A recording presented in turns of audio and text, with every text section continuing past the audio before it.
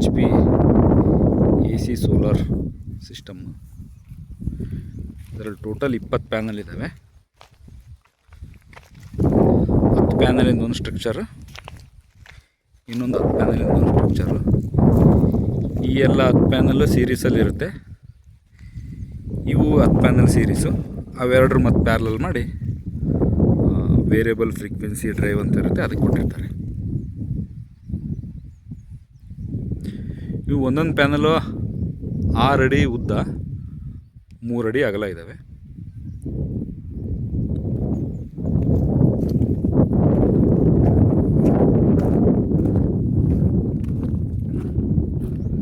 ಇದೇ ಪಕ್ಕದಲ್ಲೇ ಇದೆ ನಮ್ಮದು ಬೋರ್.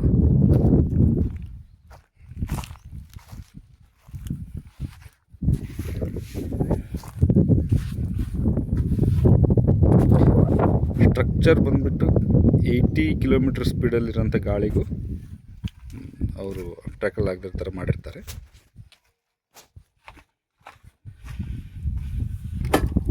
ಇದೇ ಡ್ರೈವು, AC ಡ್ರೈವ್. ಇದು ರೋಟೋಸಾಲ್ ಕಂಪ್ನಿದು AC ಡ್ರೈವ್. ಇದು DC ಸೋಲಾರಲ್ಲಿ ಬರುತ್ತೆ ಎನರ್ಜಿ DC, ಅದನ್ನು AC ಕನ್ವರ್ಟ್ ಮಾಡಿ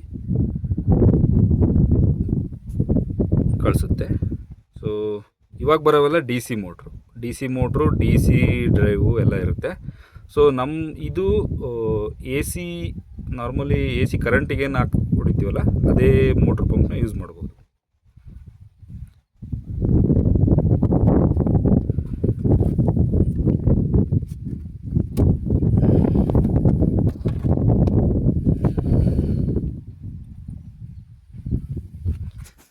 display total open circuit voltage ಇದು 414.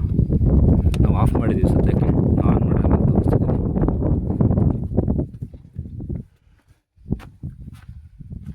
ನಾವು ಅರ್ಥಿಂಗ್ ಕ್ಲೀನಾಗಿ ಮೇಂಟೈನ್ ಮಾಡಬೇಕು. ಆಮೇಲೆ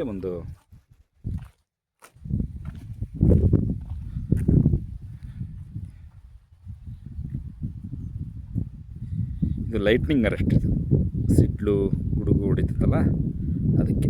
ಸೊ ಇದು ಬಂದುಬಿಟ್ಟು ಹೈಟು ನಮ್ಮ ಸೋಲಾರ್ ಪ್ಯಾನಲ್ಗಿಂತ ಮೇಲ್ಗಡೆ ಹಾಕಿರ್ತಾರೆ.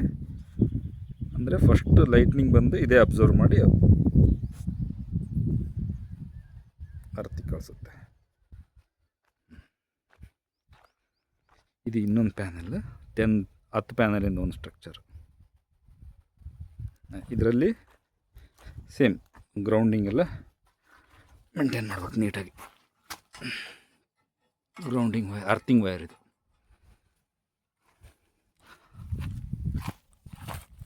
Ground earthing pit. ಇದರಲ್ಲಿ ಏನೇನು ಕೊಡ್ತಾರೆ ಅಂದರೆ, ಸೋಲಾರಲ್ಲಿ ನಾವು ಕೇಸಿಂಗ್ ಹಾಕಿ ಕೈ ಬಿಟ್ಟರೆ ಸಾಕು, ಇನ್ನು ಉಳಿದೆಲ್ಲ ಅವರೇ ಕೊಡ್ತಾರೆ. ಮೋಟ್ರು, ಪಂಪು, ಕೇಬಲ್ಲು, ಆಮೇಲೆ ಪೈಪು ಕೊಡ್ತಾರೆ. ರೋಲ್ ಪೈಪ್ ಇರುತ್ತೆ, ಸುತ್ತ ಪೈಪು. ನಾವು ಅದನ್ನು ಇಸ್ಕೊಂಡು ನಮ್ಮದು ಕಬ್ಬಣ ಪೈಪ್ ಹಾಕಿದ್ದೀವಿ. ನಮ್ಮ ಬೋರ್ಡ್ರಸ್ ಬಿದ್ದಿದೆ, ಹಂಗಾಗಿ ಕ್ಲಿಯರ್ ಇಲ್ಲ ಬೋರು. ಸೊ ಕ್ಲೀನ್ ಇತ್ತಂದರೆ ಹಾಕ್ಕೋಬೋದು, ಅವ್ರದ್ದೇ ಪಂಪ್, ಅವ್ರದ್ದೇ ಪೈಪ್ ಯೂಸ್ ಮಾಡ್ಕೋಬೋದು. ನಾವು ಪ್ರೆಸೆಂಟ್ಲಿ ಇದರಲ್ಲಿ ಸ್ಪ್ರಿಂಕ್ಲರ್ ಯೂಸ್ ಮಾಡ್ತಾಯಿದ್ವಿ. ಪೀಕ್ ಟೈಮಲ್ಲಿ ಆಲ್ಮೋಸ್ಟ್ ಒಂದು 12 ಸ್ಪ್ರಿಂಕ್ಲರ್, ಒಂದು 25-30 ಅಡಿ ಪ್ರೆಸರಲ್ಲಿ ಹೊಡಿತವೆ. 10-12 ಯೂಸ್ ಮಾಡ್ತಿದ್ವಿ ನಾವು. ಆಮೇಲೆ ಇದ್ರದ್ದು ಔಟ್ಪುಟ್ ಎಲ್ಲ ಇನ್ನೊಂದು ವಿಡಿಯೋದಲ್ಲಿ ಹಾಕ್ತೀನಿ.